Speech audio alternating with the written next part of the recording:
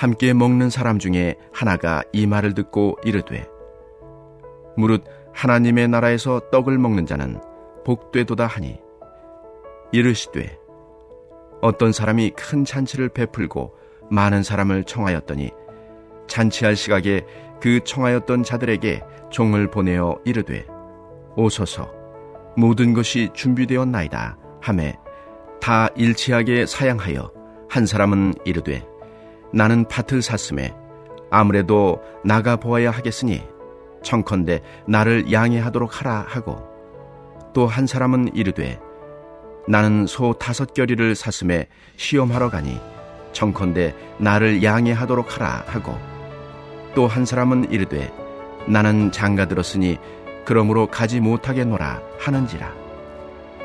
종이 돌아와 주인에게 그대로 고하니 이에 집주인이 노하여 그 종에게 이르되 빨리 시내의 거리와 골목으로 나가서 가난한 자들과 몸 불편한 자들과 맹인들과 저는 자들을 데려오라 하니라.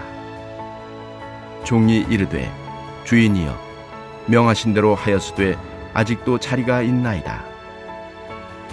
주인이 종에게 이르되 길과 산 울타리가로 나가서 사람을 강권하여 데려다가 내 집을 채우라. 내가 너희에게 말하노니 전에 청하였던 그 사람들은 하나도 내 잔치를 맛보지 못하리라 하였다 하시니라. 아멘. 할렐루야. 말씀으로 하루를 열어가시는 성도님들에게 하나님의 은혜와 평강이 가득하길 주님의 이름으로 축원합니다. 오늘은 은혜로 참여하는 천국잔치라는 제목으로 누가복음 14장 15절에서 24절까지의 말씀을 나누고자 합니다.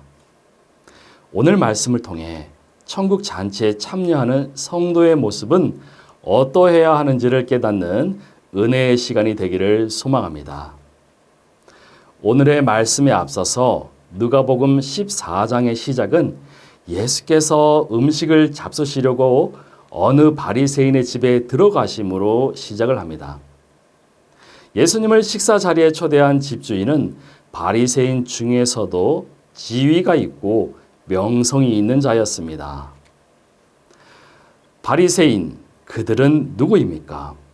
율법을 철저히 연구하고 아주 세세한 것까지 지키려고 노력하는 자들이지요. 율법에 명시된 불결한 것과 부정한 것을 멀리하는 자들입니다. 그래서 그들은 당대의 큰 신망과 존경을 받았으며 회당 조직을 통해서 유대사회 전반에 지대한 영향력을 끼치기도 했습니다. 반면에 지나치게 외적인 의의를 강조하였고 권위주의적 특권의식에 빠져 있었기 때문에 마태복음 6장 2절에서 주님은 그들을 가리켜서 외식하는 자, 그리고 12장 34절에서는 악하기에 선한 말을 할 수 없는 독사의 자식이라고도 하셨지요. 성경에 등장하는 대표적인 인물로는 진리를 찾기 위해 밤중에 예수님을 찾아온 니고데모, 그리고 바울의 스승이자 당대 최고의 바리새인으로 손꼽혔던 가말리엘이 있었습니다. 오늘 말씀 중 예수님을 초대한 바리새인 지도자가 누군지는 알 수 없지만 분명 율법에 능통할 뿐만 아니라 누군가를 초대할 만큼 부유한 자였을 것입니다.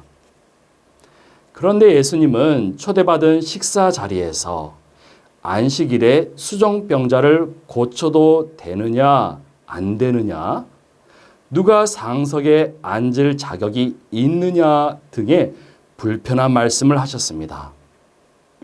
식사 자리에 초대받은 자들과 또한 집 주인에게까지 돌직구를 날리신 것입니다.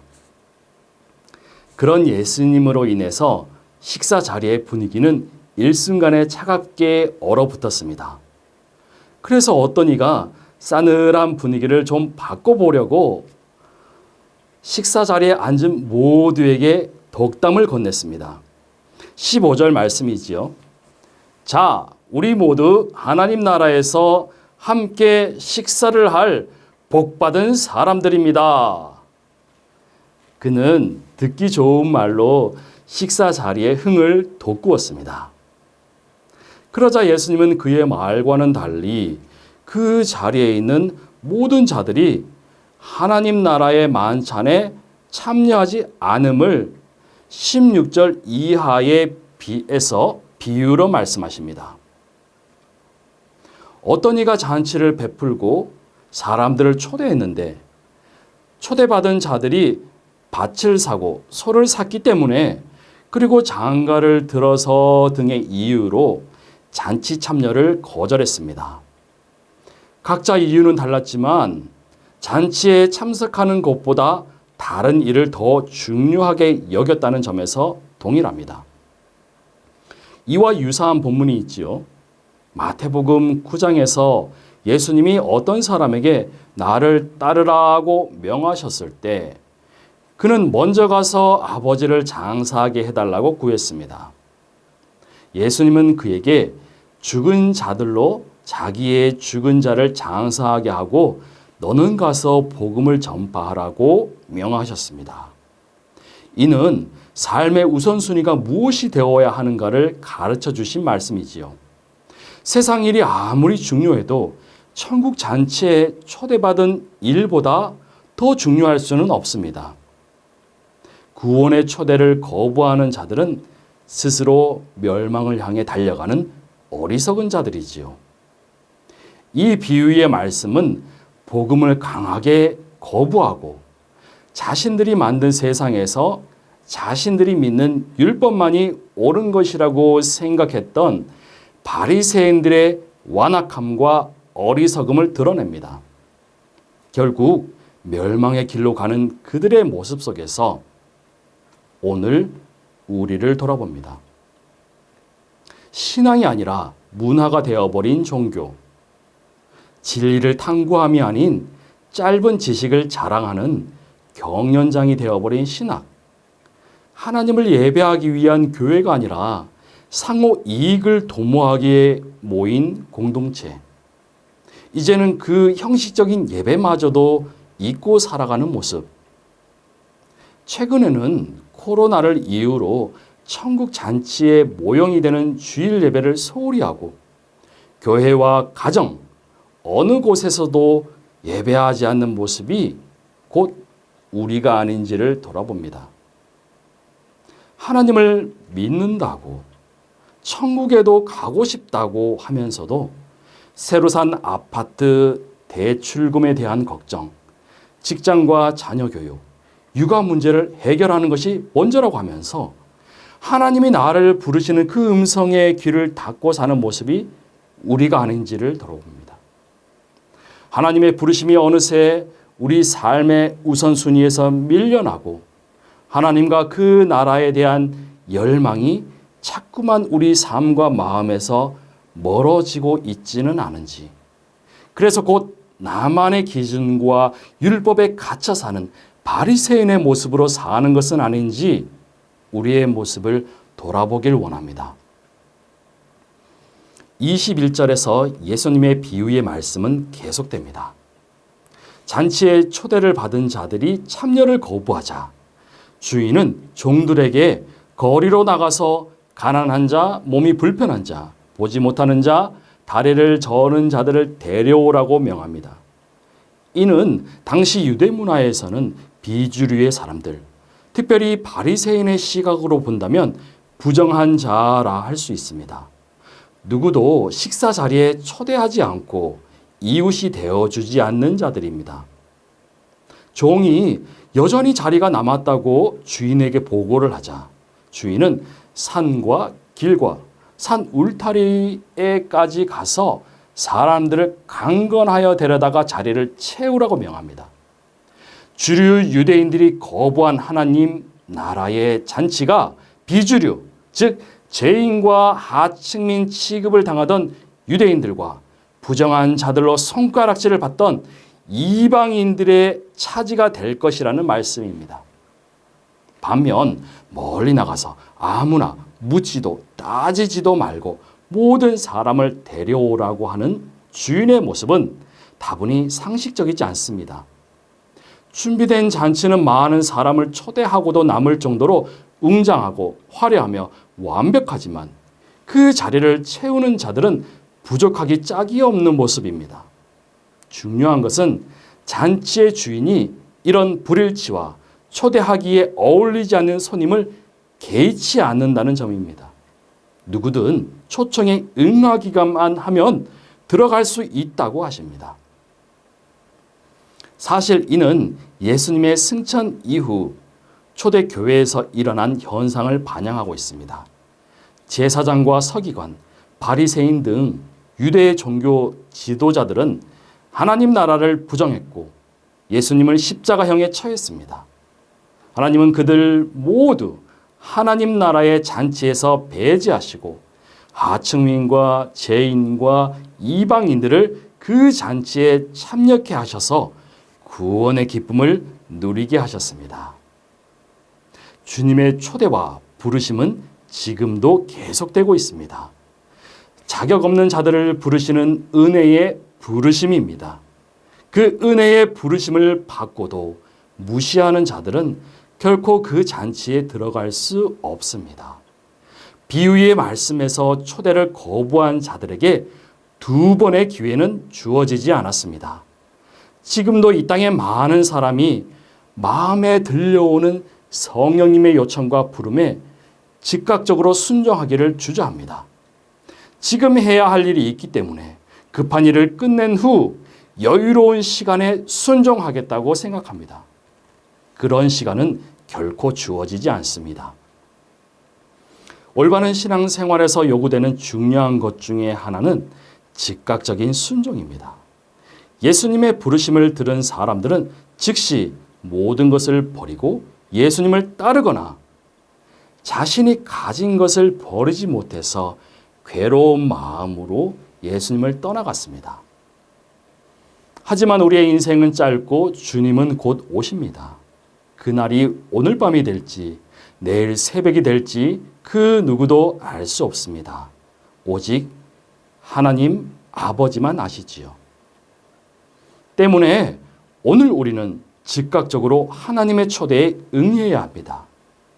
오늘 당장 예수 그리스도를 구주로 고백하고 그분을 내 안에 모셔야 합니다. 내 안에서 역사하시는 성령님의 음성에 귀를 기울이고 성도로서의 삶, 곧 저 천국 잔치에 초대받은 자로서의 삶을 이 땅에서 살아내야 합니다. 한편 사도 바울은 자기의 민족 이스라엘이 복음을 거부함으로 구원의 은혜에서 제외됨을 안타깝게 여겼습니다. 바울은 로마서 11장 13절에서 14절 말씀에서 이렇게 고백합니다. 내가 이방인인 너희에게 말하노라. 내가 이방인의 사도인 만큼 내 직분을 영광스럽게 여기노니 이는 혹 내 권력을 아무쪼록 시기하게 하여 그들 중에서 얼마를 구원하려 함이라. 아멘. 바울은 자신이 이방인의 사도로서 이방인 구원에 힘쓰는 것을 유대인들이 질투를 하여 그들 중 단 몇 사람이라도 구원의 은혜에 동참하게 되기를 바란다고 고백합니다. 이렇게 구원의 은혜는 세상 모든 민족을 향하게 되었습니다. 이어서 바울은 20절에서 이스라엘이 믿지 않음으로 꺾어졌고 그 자리에 이방인인 우리가 믿음으로 접붙임을 받은 가지라고 말합니다. 달리 말하면 초대에 응하지 않은 그들로 인해서 우리는 산과 들에서 강권하여 채워진 성도라는 말씀입니다.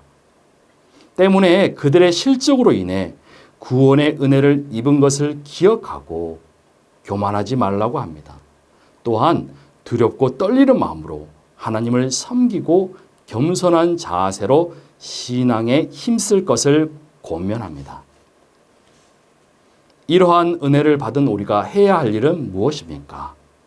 교만하지 않고 겸손과 감사한 마음으로 과거 우리와 같은 모습으로 살고 있는, 그래서 아직도 구원의 초청에 응하지 않고 있는 영혼들에게 복음을 전파해야 합니다.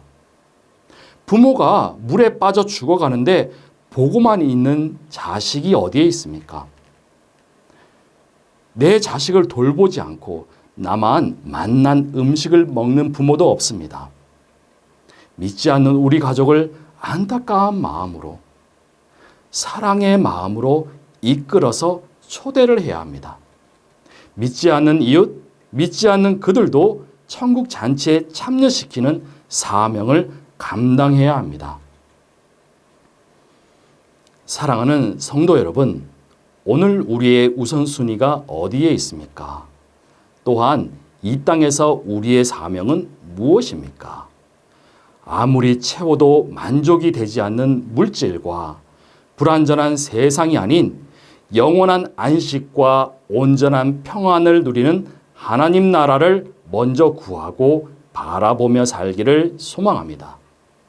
부르심에 순종함으로 이 땅에서 하나님 나라 백성으로서 살아가기를 소망합니다.